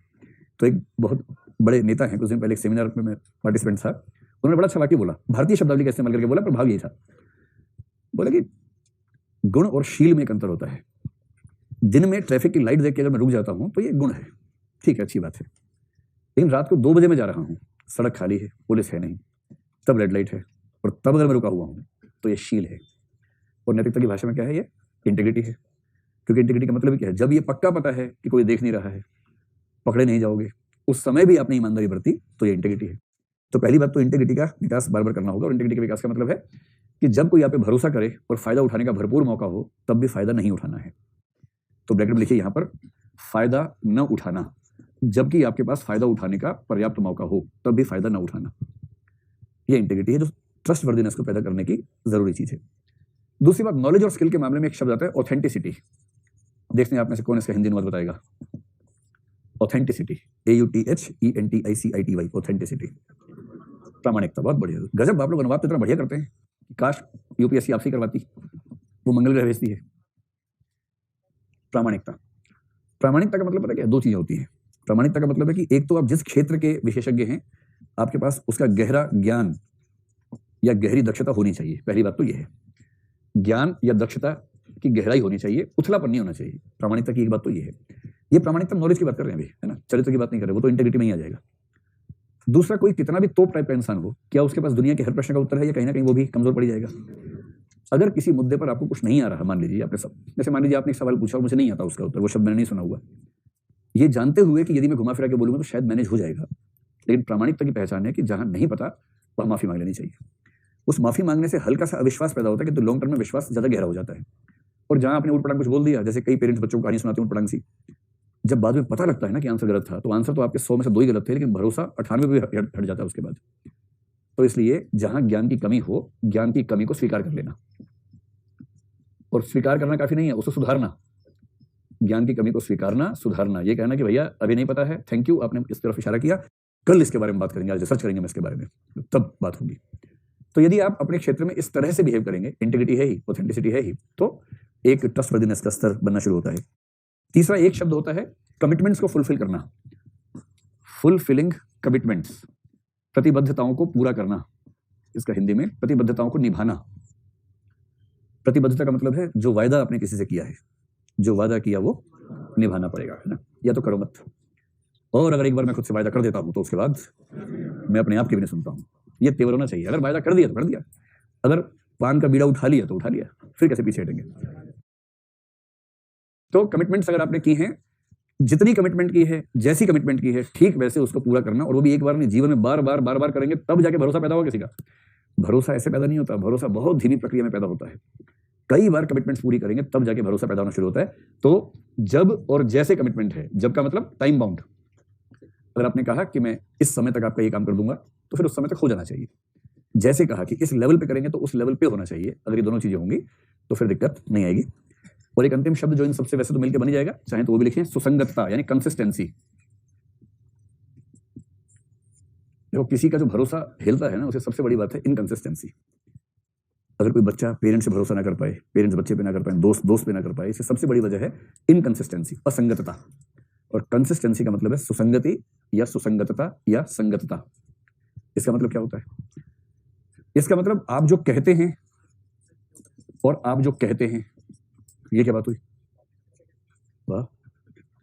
आप जो कहते हैं और आप जो कहते हैं। नंबर 2, आप जो कहते हैं और आप जो करते हैं। नंबर 3, आप जो करते हैं और आप जो करते हैं, उन सब में सुसंगति होनी चाहिए। मतलब कहने करने में तो नॉर्मल बात है ही कि जो कहते हैं वो करते हैं, और जो करते हैं वो कहते हैं, ये तो है ही। आपको ध्यान है कि एक शब्द आया था डिसोनेंस, कॉग्निटिव डिसोनेंस। उसका क्या मतलब था? दो एटीट्यूड्स में डिसोनेंस, या एटीट्यूड और बिहेवियर में डिसोनेंस, कि मेरे दो एटीट्यूड्स हैं जो आपस में सुसंगत नहीं है। इसका मतलब मेरे व्यक्तित्व में कंसिस्टेंसी की कमी है। तो मैं जो कहता हूं और जो मैं कहता हूं, यानी कि मेरे दो विचार, मेरे दो मूल्य, या मैं जो कहता हूं और जो करता हूं, एटीट्यूड बिहेवियर लिंक, और मैं जो करता हूं और मैं जो करता हूं, अगर मैं दो ऐसे काम कर रहा हूं जिनमें आपस में कंसिस्टेंसी नहीं है, इनमें से किसी भी तरह की इनकंसिस्टेंसी व्यक्ति की विश्वसनीयता को स्खलित कर सकती है, कमजोर कर सकती है। समझ के पूरी बात? तो यदि किसी को विश्वसनीय होना है तो उसको इन 4 चारित्रिक गुणों का ठीक से विकास। जैसे मैं कहता हूं कि जातिवाद बुरा है, और उसके बाद मैं मान लीजिए जाति के समर्थन में कुछ वाक्य कहता हुआ दिख जाता हूं, तो एक तरफ मैं कह रहा हूं जातिवाद बुरा है, एक तरफ मैं जातिवादी कसम दे रहा हूं, ये इनकंसिस्टेंसी है। एक तरफ मैं कह रहा हूं कि जातिवाद बुरा है, दूसरी तरफ मैं जातीय आडंबर का पालन कर रहा हूं, तो कहने और करने की संगति है। तीसरी तरफ मैं कोई ऐसा काम करता हूं, जैसे मान लीजिए कुछ भी दो कार्यों में अगर असंगति हो जाए, कि एक तरफ कोई व्यक्ति कहे कि बड़ों का सम्मान करना चाहिए, करता हो, व्यक्ति बड़ों का सम्मान करता है, और किसी दूसरे इंसिडेंट में देखता है कि बड़ों का सम्मान नहीं कर रहा है, तो दो इंसिडेंट्स में उसके एक्ट्स में अगर असंगति दिख रही है तो यह असंगति हो गई। और इसका मतलब किसी भी तरह की असंगति हमारे बारे में संशय पैदा करती है, संदेह पैदा करती है, और फिर कोई व्यक्ति पर भरोसा कर नहीं पाता। भरोसे का मजा तब है जब आंख मूंद के भरोसा किया जाए। आप किसी से कहें कि भाई 10,000 रुपये चाहिए, वो कहे कि यार, मतलब वो इस भाव से दे कि मुझसे ज्यादा सुरक्षित आपके पास है। अगर ये भरोसा आपका है बाजार में दोस्तों के बीच, तो आप विश्वसनीय हैं। विश्वसनीयता और सहन शक्ति के सद्गुण लोक सेवा में किस प्रकार प्रदर्शित होते हैं? उदाहरणों के साथ स्पष्ट कीजिए, बता पाएंगे? पब्लिक सर्विस में इनका अभिव्यक्ति कैसे? जैसे विश्वसनीयता है तो आप बता सकते हैं कि जो सबसे ऊंचे पद मिलते हैं ऐसे लोगों को मिलते हैं, पहले उसका अर्थ बताइए, फिर ऊंचे पदों पर जाना, जनता के साथ संवाद कायम करना, वो सब चीजें। और सहन शक्ति कहाँ काम आती है? जो फोर्टिट्यूड है, वो लोक सेवा में कैसे दिखता है? आप जब सिविल सर्वेंट बनेंगे तो फोर्टिट्यूड कैसे काम आएगा जीवन में? अच्छा, सिविल सेवक के सामने स्ट्रेस कम होता है कि ज्यादा होता है? देखो जितनी ताकत है ना, वो इसलिए कि स्ट्रेस बहुत ज्यादा है। ताकत इसलिए नहीं कि जाओ एंजॉय करो, इसलिए नहीं ताकत। क्या क्या स्ट्रेस रहता है? मतलब फोर्टिट्यूड का मतलब है कठिन परिस्थितियों से जूझने की क्षमता। कौन सी कठिन परिस्थितियां आपके सामने आती है? एक तो हो सकता है कि जनता, दंगा फसाद हो गया, मान लीजिए कोई है ना, कुछ कल्पनाएं नोट कर लीजिए साथ में, दंगा फसाद है, स्थिति आउट ऑफ कंट्रोल चली गई है, आपको संभालना है। इसमें तो पता लगा संभालने गए थे, जनाजा निकला उसके बाद, ये हो सकता है। तो स्ट्रेस क्या क्या होता है? एक स्ट्रेस होता है ऐसी विपरीत परिस्थितियों को झेलना जब जनता आपके खिलाफ खड़ी हो गई हो, नंबर 1। नंबर 2 क्या होता है? राजनीतिक दबाव। इतना गंदा दबाव कई बार आता है, इतना गंदा दबाव आता है कि वो झेलना बड़ा मुश्किल हो जाता है। आपने शायद कभी सुना हो कि एक IAS अधिकारी ने 2 साल पहले सुसाइड कर लिया था। वो तो पारिवारिक दबावों का मामला माना जा रहा था। बिहार में करीब 15 साल पहले एक केस आया था जिसमें एक आईएएस अधिकारी 15-16 साल की सर्विस वाला था। एक पॉलिटिशियन ने उसको इतना तबाह किया, उस आईएएस अधिकारी की पत्नी के साथ उसने बदतमीजियां की और आईएएस अधिकारी इसको भी मैनेज नहीं कर पाया। इस तरह का, ये जब शासन लालू जी का था उस जमाने की बात है, मुझे नाम ध्यान नहीं रहा उस केस का क्या नाम था, लेकिन इतना प्रसिद्ध वो केस हुआ। तो आईएएस बनने का मतलब ये नहीं है कि आप खुदा बनने हैं, वहां भी दबाव रहता है, तो राजनीतिक दबाव है। फिर एक दबाव ये रहता है कि आप अच्छा काम करेंगे, सीनियर्स नाराज हो जाएंगे, उनकी बात नहीं मानेंगे, करप्ट नहीं होंगे, सिस्टम का हिस्सा नहीं बन पाएंगे। तो सिस्टम का हिस्सा बनने, ईमानदार बने रहने, इनके बीच का दबाव। कई बार ऐसे टारगेट्स मिलते हैं कि जो काम 1 साल का है आपको 1 महीने में करने को कह दिया है, मुख्यमंत्री ने आदेश दिया है, करना ही पड़ेगा। तो हर तरह के दबाव होते हैं, उन सब दबाव में वही झेल पाएगा जिसके अंदर ये वाला गुण ठीक से विकसित हुआ हो। और एक समय तक तो पता क्या होता है, दर्द होता है, बहुत बेचैनी होती है, एंग्जाइटी होती है, कोई दवाई खाता है, ये होता है, वो होता है। अभी आप लोग छोटे हैं ना, धीरे धीरे ये चीजें समझ में आएंगी। अभी तो कोई आपके बारे में 2 वाक्य बोल देगा, तना हो जाता होगा, कैसे कैसे बोल दिया। और कोई गलती से आपको व्हाट्सएप पे लिख के भेज दे कि तू नीच इंसान है, फिर आपको लगा अरे बाप रे, फिर 3 दिन सो नहीं पाते होंगे। धीरे धीरे क्या होता है कि इसकी आदत हो जाती है।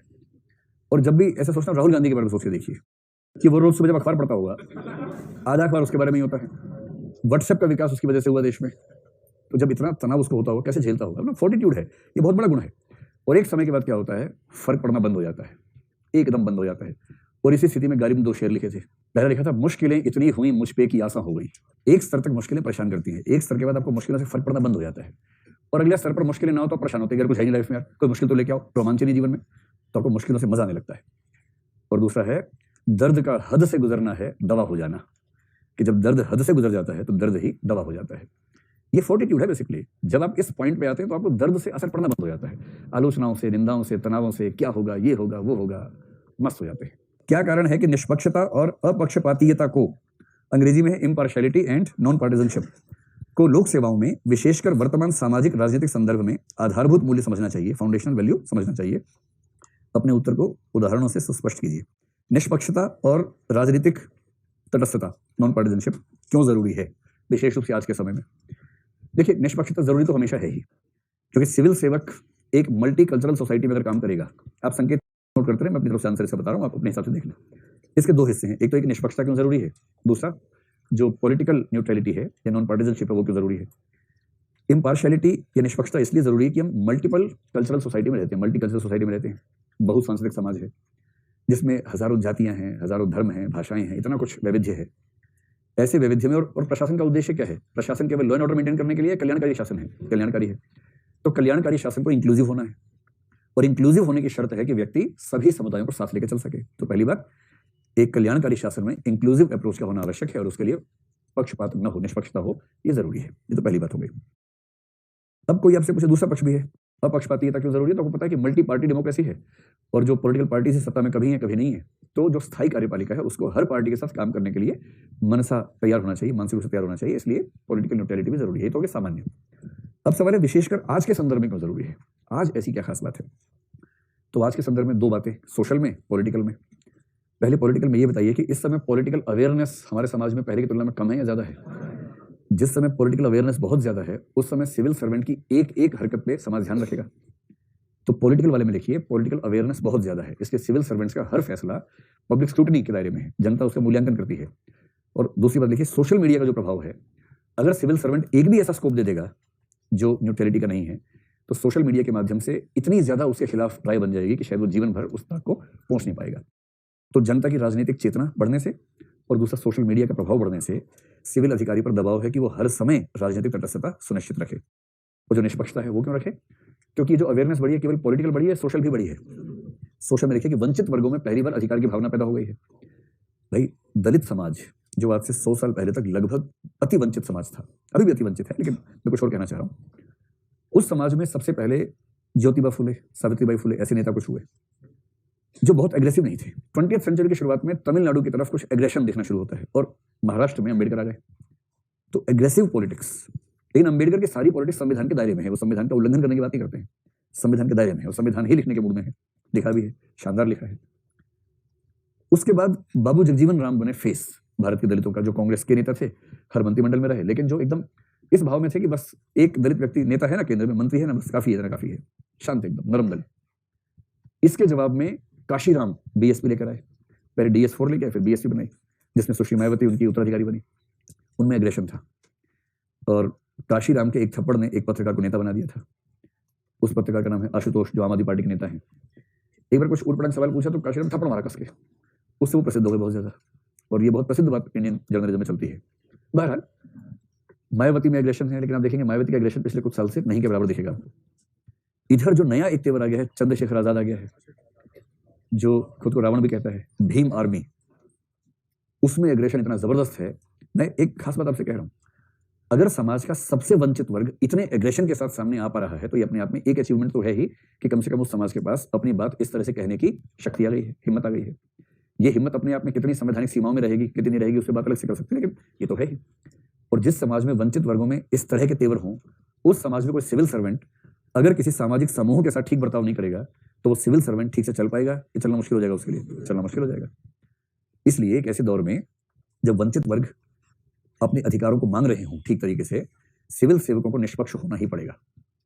और दूसरी बात, जिस दौर में नए वंचित वर्ग पहली बार पहचान के साथ सामने आ रहे हों, LGBT समुदाय है, पहली बार सामने आ रहा है, पहचान नहीं थी उसके अब तक। इन नए नए वंचित समुदायों को लेकर जो रूढ़िवादी सिविल सेवक होगा ना, जो अरे तो ऐसे ही होते हैं, अरे तो क्या बात हुई, तरीका हुआ, अप्राकृतिक है, ये है, वो है, वो चल नहीं पाएगा।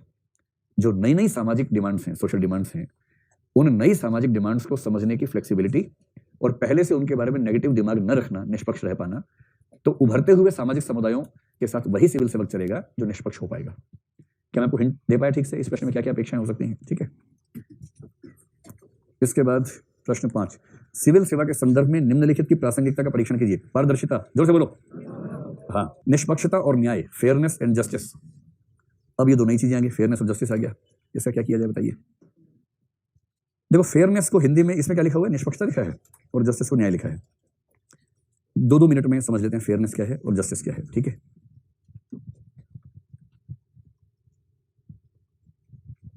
असल में एक किताब है, उस किताब का नाम है जस्टिस एज फेयरनेस। क्या मैं उम्मीद करूं कि आप में से कोई बताएगा कि ये किताब किसकी है? जॉन रॉल्स की किताब है। तो जॉन रॉल्स की किताब है जस्टिस एज फेयरनेस। तो मेरे ख्याल से प्रश्न बनाने वाले ने उसी के दोनों शब्दों को लेकर पूछ लिया, फेयरनेस एंड जस्टिस। तो पहली बात है कि फेयरनेस क्या है? क्या वही जिसके लिए क्रीम लगाई जाती है? क्या तुम्हारी क्रीम सच में फेयर बनाती है? नहीं तो ये लो, 7 दिनों का मीटर भी इसमें साथ में आता है, रोज देखो कि सोमवार को तुम कितनी गोरी हुई, मंगल को कितनी हुई। फेयरनेस को हिंदी में कुछ लोग बोलते हैं औचित्य, और कुछ लोग बोलते हैं निष्पक्षता। अंग्रेजों ने इतना घपला कर दिया है, उन्होंने गोरेपन को फेयरनेस से जोड़ दिया है। जो गोरा है वो फेयर है, जो फेयर होने का मतलब है औचित्यपूर्ण होना। वो कहते हैं जो गोरा नहीं है वो उचित ही नहीं है। अजीब हाल है भाई, तबाह कर दिया पूरी दुनिया को इन लोगों ने ऐसे ऐसे सिद्धांत देके। तो फेयरनेस का सिंपल सा मतलब है कि जो नियम है किसी मामले में, रूल्स हैं, रेगुलेशंस हैं, उनका बिना भेदभाव के पालन करना। तो बिना भेदभाव के निर्णय लेने का सद्गुण। तो जब आप कोई निर्णय लें और उसमें किसी प्रकार का भेदभाव ना करें, पक्षपात ना करें, तो ये हो गया फेयरनेस। इसी बात को दूसरी तरह से कहें तो कानून के समक्ष सभी को बराबर समझना। कानून या नियम, कुछ भी कह लीजिए, कानून या नियम के समक्ष सभी को बराबर समझना, ये फेयरनेस है। अब कुछ लोग कहते हैं कि फेयरनेस अपने आप में बहुत फेयर नहीं है, क्योंकि कानून के समक्ष सबको बराबर समझना, जबकि सब बराबर तो है नहीं। जो बेसिकली बराबर नहीं है उनको बराबर समझना औचित्यपूर्ण कैसे हो सकता है? उस हिसाब से देखें तो मेट्रो में महिलाओं का डब्बा अलग से होना फेयरनेस के खिलाफ है, गैर बराबरी आ गई। पर महिलाओं को, अच्छा, जब महिलाओं के डब्बे की बात है तो उसमें अपनी बहन को दिमाग में रख के सोचना है, फिर विचार चेंज हो जाते हैं, ऐसे विचार दूसरे आते हैं। तो आप लोग बताएं कि आप में से कितने लोग चाहते हैं कि जब आपकी बहन मेट्रो में जाए तो एक अलग से डब्बा, मतलब चॉइस हो, जाना चाहे तो उसमें जा सके? हाथ खड़ा करें। बहन का मामला है, ध्यान से बताना। हाँ, उसमें सबका मामला, हाँ, मेरी बहन जाए तो डब्बा अलग हो, मैं जाऊं तो मेरी बहन ना हो, तब डब्बा अलग नहीं होना चाहिए, तब डब्बा एक ही होना चाहिए।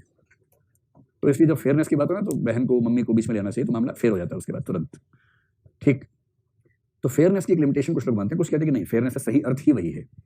और जॉन रॉल्स उदारवादी परंपरा का आदमी है। उदारवादी परंपरा नियमों की समानता पर बहुत बल देती है, लेकिन उदारवाद की जिस उप परंपरा से, समतावाद से वो है, वो ये कहना चाह रहे हैं कि नियम समान होना पर्याप्त नहीं है, नियम के साथ परिणाम भी समान हो, ये जरूरी है। और इसलिए आप कहें कि फेयरनेस का सामान्य मतलब ये है। लेकिन अगर आपको इसमें निबंध लिखना हो तो आप कहिए कि फेयरनेस का जो व्यापक अर्थ है वो अलग है। ये तो संकीर्ण अर्थ हुआ, ये तो हुआ सीमित अर्थ, जो सामान्यतः माना जाता है, बिना भेदभाव के नियमों का बराबर प्रयोग करना। व्यापक अर्थ में हम मानते हैं कि भेदभाव 2 प्रकार का होता है, एक होता है डिस्ट्रक्टिव डिस्क्रिमिनेशन, एक होता है प्रोटेक्टिव डिस्क्रिमिनेशन।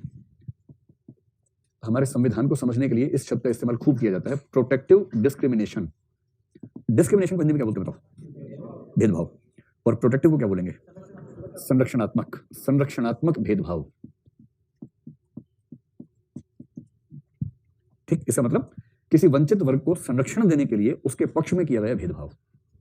जैसे महिलाओं को डब्बा अलग से दिया, तो महिलाएं इस मामले में कि भीड़ भड़का है, भीड़ में उनकी जो स्थिति बनेगी उसमें वो वंचित वर्ग है या वंचक वर्ग है, उसमें वंचित वर्ग बनेंगे उस सिचुएशन में। तो उस स्थिति में जो वर्ग कमजोर है उसको संरक्षण देने के लिए किया गया भेदभाव, ये समानता को कम करेगा या समानता को बढ़ाएगा? समानता को बढ़ाएगा। ये संरक्षणात्मक भेदभाव हुआ। और दूसरे को मतलब कुछ भी कह सकते हैं, डिस्ट्रक्टिव कहते हैं, कहीं कुछ और शब्द चलता है, या नॉर्मल डिस्क्रिमिनेशन कह लीजिए, ऑर्डिनरी कह लीजिए, या डिस्ट्रक्टिव भी कह सकते हैं। डिस्ट्रक्टिव डिस्क्रिमिनेशन, विध्वंसात्मक भेदभाव।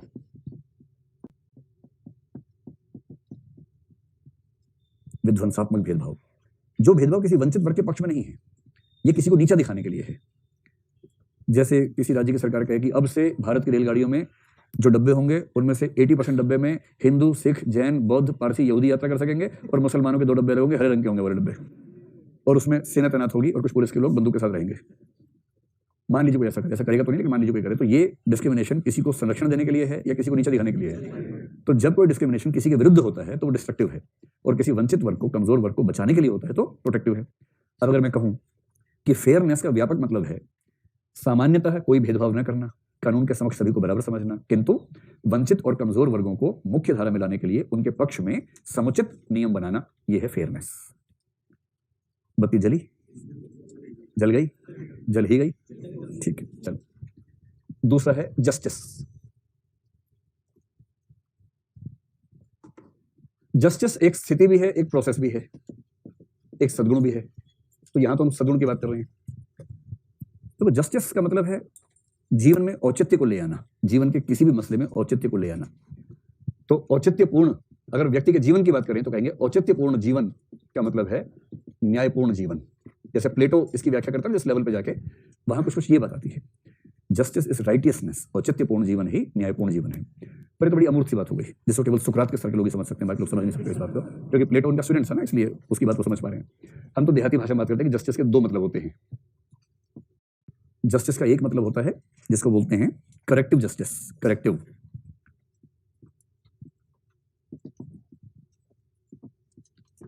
करेक्टिव जस्टिस को हिंदी में आप कह सकते हैं संशोधनात्मक न्याय। करेक्शन क्या होता है? संशोधन होता है, तो संशोधनात्मक न्याय।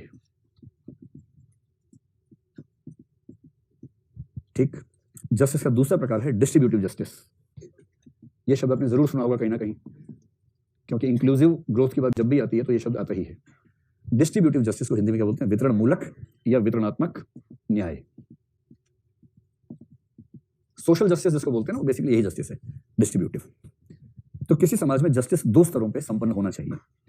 करेक्टिव जस्टिस का मतलब है कि कुछ इंडिविजुअल मामलों में अगर 2 पक्षों में झगड़ा हो गया तो स्थिति फिर से सही बिंदु पर आ जाए, करेक्ट करना, जो स्थिति बिगड़ गई है उसको फिर से करेक्ट कर देना।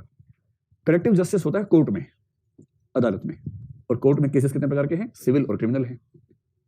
सिविल का मतलब है 2 व्यक्तियों के बीच का झगड़ा, और क्रिमिनल का मतलब है व्यक्ति और राज्य के बीच का झगड़ा। पर क्रिमिनल में क्या होता है? एक व्यक्ति ने दूसरे व्यक्ति पे हमला किया, और जिस पे हमला किया वो केस नहीं लड़ता, उसकी तरफ से राज्य केस लड़ता है, क्योंकि राज्य मानता है कि ये समाज की सामूहिकता पे हमला है, इसलिए समाज की ओर से राज्य का वकील जो पब्लिक प्रोसिक्यूटर होता है वो लड़ता है। तो जस्टिस का पहला मतलब है कि किसी भी मामले में चीजों को करेक्ट करने की क्षमता। आप जज हैं नहीं, ऐसे फर्क नहीं पड़ता, क्योंकि आप घर में मोहल्ले में कहीं तो जज बनते ही होंगे ना भाई, जज तो बनना ही पड़ता है हम सबको। करेक्टिव जस्टिस का मतलब है किसी विशेष मुद्दे पर विवाद की स्थिति में उचित निर्णय करने की क्षमता। विवाद की स्थिति में समुचित निर्णय करने की क्षमता। आप में से कुछ ऐसे होंगे जिनके पास बार बार झगड़े आते होंगे, क्योंकि सबको भरोसा है कि यहाँ न्याय ठीक हो जाता है। तो हर हॉस्टल में एक दीदी या भैया होते हैं जिनके पास सारे के सारे मुंह फुला के पहुंचते हैं कि दीदी इसने ऐसे बोल दिया, दीदी ऐसे बोल रही थी, दीदी आप बताओ क्या होना चाहिए। तो वो जो दीदी और भैया हॉस्टल से पाए जाते हैं उनके अंदर कौन सा गुण ज्यादा है? ये वाला गुण ज्यादा है। करेक्टिव जस्टिस को ठीक से कर लेते हैं। आप में से कोई ऐसा है जो इस भूमिका में रहता है अपने हॉस्टल में? क्या बात है, एक भैया पीछे खड़े हुए हैं, 2 हो गए, आप भी हैं, गुड, आप भी हैं। अच्छा, आपने ऐसे 3 महीने पर 3 अंकल मिले हैं, कोई आंटी नहीं मिली अब तक। कोई तो होगी आप में भी आंटी जी, नहीं आप उसी भूमिका में रहती हैं, गुड।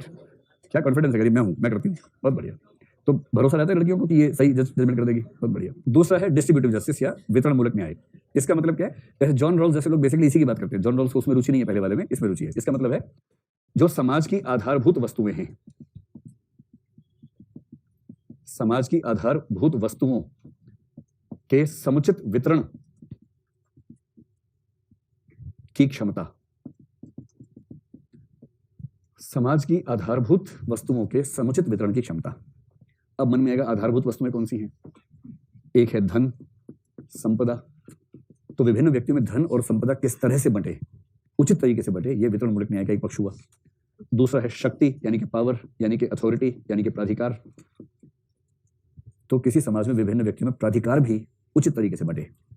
तीसरा है सामाजिक सम्मान यानी कि प्रतिष्ठा। किसी को पैदा होते ही प्रतिष्ठा मिल जाए मुफ्त में क्योंकि वाई क्रोमोसोम एक्स्ट्रा है, और किसी को एक वाई क्रोमोसोम के अभाव में मरते हुए बचना है पैदा होने के समय ही। इसका मतलब है कि सामाजिक प्रतिष्ठा का वितरण तार्किक तरीके से नहीं हो रहा है। कोई पैदा होते लोग पंडित जी पैदा हुए, छोटे पंडित जी पैदा हुए, पंडित जी पाए लगो, पंडित जी छोटे से बेचारे कुलासे मार रहे हैं, उन्हीं के लोग पैर छू रहे हैं। और दूसरा बच्चा दलित के घर में हुआ तो लोगों ने उसे दूर कर दिया, दूर करो। इसका मतलब समाज में कोई बड़ी त्रुटि है। अगर बच्चा पैदा होने के समय ही सम्मान अपमान का अधिकारी हो गया तो इसका मतलब समाज की कल्पना में त्रुटि है, बड़ी त्रुटि है। और क्या होता है आधारभूत वस्तु में? अधिकार होते हैं, राइट्स, कर्तव्य होते हैं। इन सबको जॉन रॉल्स ने आधारभूत वस्तुएं कहा है। तो किसी समाज में इन सब का वितरण तार्किक और समुचित तरीके से हो, इसको बोलते हैं डिस्ट्रीब्यूटिव जस्टिस। स्पष्ट हुआ? चलिए, तो जस्टिस पर अब निबंध भी आएगा तो विस्तार में लिख के आइएगा बिना डरे। इसके बाद तो दृढ़ विश्वास का साहस तो पता ही आपको, सेवा भाव पता ही है।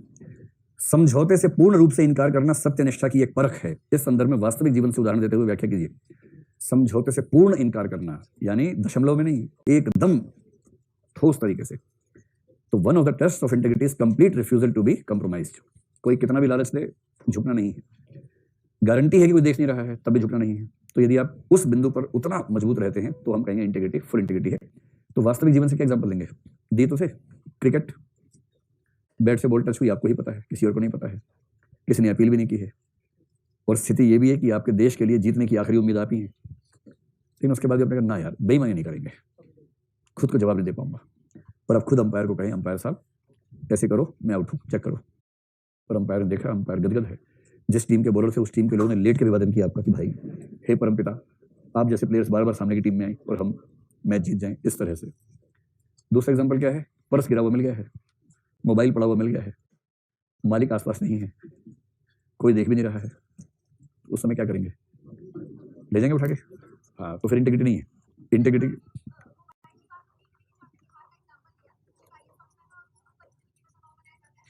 वो मामला यहाँ नहीं आएगा, इसमें नहीं आएगा वो मामला, वो इसमें नहीं आएगा। यहाँ तो ये कि आपका लालच हो गया, बेईमानी करने का मन कर गया, पर आपने बेईमानी करने से पूरी तरह से मना कर दिया, तो आप इंटीग्रिटी वाले व्यक्ति कर लेंगे। ये दो एग्जांपल, और दूसरा एग्जांपल सोचते हैं अपने जीवन से, आसपास तो ऐसे एग्जांपल मिल जाते होंगे। आप में से कितने लोग साहित्य के विद्यार्थी हैं? मैं कोई हिंट दे रहा हूँ, गोदान में एक ऐसा एग्जाम्पल है, सोच के आना कल। सिचुएशन बताऊं? मथुरा, सोना, सिलिया। चलो मैंने संकेत कर दिया, सोचना अपने को। क्वेश्चन नंबर 7, नियुक्ति के लिए व्यक्तियों की खोज करते समय आप 3 गुणों को खोजते हैं: सत्यनिष्ठा, बुद्धिमत्ता और ऊर्जा। सत्यनिष्ठा का मतलब है कि व्यक्ति ईमानदार होना चाहिए, दिल का ईमानदार हो, चेहरे का नहीं। दूसरा है बुद्धिमत्ता, दिमाग हो तब तो काम करेगा। तीसरा ऊर्जा, पता लगा दिमाग है, सोए रहता है हमेशा, उठेगा तो दिमाग चलाएगा, उठ ही नहीं रहा। तो एनर्जी हो, दिमाग हो और ईमानदारी हो, ये 3 चीजें अगर किसी में है तो वो हो गया पूरी तरह से ट्रस्टवर्दी हो गया। दोनों सेंस में ट्रस्टवर्दी हो गया ना, कि ये सारा काम कर लेगा, अपने आप कर लेगा, कुछ छोड़ेगा ही नहीं, सब कुछ कर देगा। यदि उनमें पहला गुण नहीं है तो अन्य 2 गुण आपको समाप्त कर देंगे। Warren Buffett. क्या मतलब है इसका? सिचुएशन की सोचिए कि एक व्यक्ति आपने ऐसा चुन लिया जिसके पास बुद्धिमत्ता भी है, ऊर्जा भी है, बस सत्यनिष्ठा नहीं है। ऐसा एक बहुत प्रसिद्ध शेर है, खूबसूरत है, मौजब है, समझदार भी है, देखना यह है कि उसमें वफा है कि नहीं। चलिए, आप मेरी बात समझ गए इस प्रश्न का भाव? यदि सत्यनिष्ठा नहीं है किंतु बाकी दोनों गुण हैं, क्योंकि वो बुद्धिमान है, वो अच्छे स्ट्रेटेजीज बनाएगा, क्योंकि उसमें ऊर्जा है, वो रात दिन काम करेगा। सत्यनिष्ठा नहीं है तो वो अपनी बुद्धिमत्ता और ऊर्जा से आपके खिलाफ काम करेगा, और जिसने उसको रखा वो उसको तबाह कर देगा, क्योंकि उसके पास ईमानदारी नहीं है, लेकिन बाकी दोनों क्षमताएं बहुत ज्यादा है। ये वही सिचुएशन, मैंने कहा था ना कि मुझसे आईएएस इंटरव्यू में सवाल पूछा गया था कि 2 में से एक को चुनना है।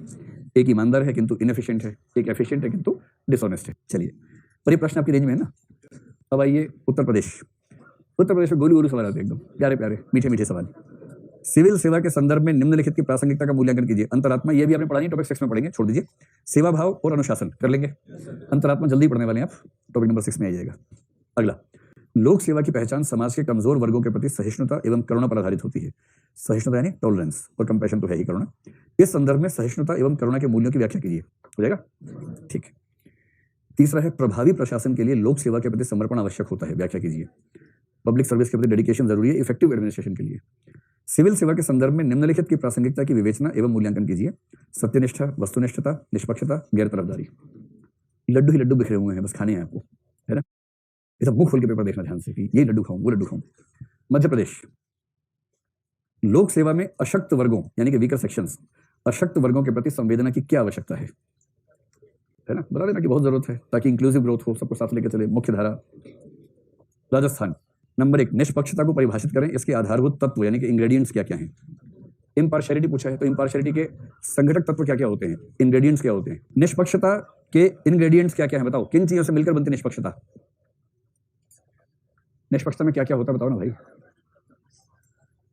किसी विशेष मुद्दे पर किसी पक्ष के प्रति पक्ष या विपक्ष में आग्रह या पूर्वाग्रह न रखना। अगर आप चाहें तो कह सकते हैं कि इसमें ऑब्जेक्टिविटी इत्यादि के गुण भी शामिल होते हैं, तो इंग्रेडिएंट्स बताने के लिए उसका जिक्र कर सकते हैं। चलिए, तो सेकंड क्वेश्चन है, दरअसल वो इथिक्स का है ही नहीं, मतलब वो राजस्थान का अलग से पेपर है उसका आ गया, लेकिन आपको इसमें बोलने की जरूरत नहीं है, छोड़ दीजिए। जो तीसरा है, समाज में निर्बल वर्गों के प्रति लोक सेवकों को अधिक करुणामय बनाने हेतु 3 सुझाव दें। बताओ, लोक सेवक को बनाना है करुणामय, किसके प्रति, समाज के वंचित वर्गों के प्रति, क्या सुझाव देंगे। सबसे पहले बोलो डीजी, ये कॉग्निटिव नॉलेज नहीं है, चरित्र के स्तर का ज्ञान है, सीखना पड़ता है अभ्यास से। अभ्यास कैसे करेंगे, 3 चीजें बता दो। एनफोर्स कॉन्टेक्ट हो सकता है, परसुएशन हो सकता है, और रोल प्लेइंग हो सकता है, रोल चेंजिंग हो सकता है, और एडिशनल इंफॉर्मेशन हो सकता है, ये सब चीजें। और क्या। चौथा, राजनीतिक तटस्थता सुशासन सुनिश्चित करती है। एक था दुशासन, उसका भाई है सुशासन। दुशासन है बैड गवर्नेंस, सुशासन है गुड गवर्नेंस, ठीक। तो पॉलिटिकल न्यूट्रलिटी यानी कि नॉन पार्टिजनशिप, सुशासन यानी कि बेटर एडमिनिस्ट्रेशन सुनिश्चित करती है। कुछ है इसमें, 50 शब्द लिख पाएंगे, लिख पाएंगे। सुशासन का मतलब क्या है, सभी वर्गों के समान होना चाहिए, ये हो वो हो, मुख्य धारा, जवाबदेही। 7-8 शब्द याद करके जाना, वो हर उत्तर में ठूस के जाना, 7-8 शब्द घुमा फिरा के नहीं काम आता है। भारत में प्रशासन में सच्चरित्रता बढ़ाने के लिए अपनाए गए उपायों को समझाएं। Explain the measures taken to enhance the integrity in administration of India. मतलब वैसे टॉपिक 6 और 7 में ऐसे प्रयास आते हैं, पर अपने आप सोच के देखिए ना क्या क्या हो सकता है इसमें। मतलब 6 और 7 में आता है कि हमारा कोड ऑफ एथिक्स क्या है, कोड ऑफ कंडक्ट क्या है, वो सब आएगा उसमें, लेकिन अपने आप अगर सोचें भी तो इसमें क्या हो सकता है। एक, सिविल सर्विस कंडक्ट रूल्स, भाई प्रशासक लोग ठीक से बर्ताव करें।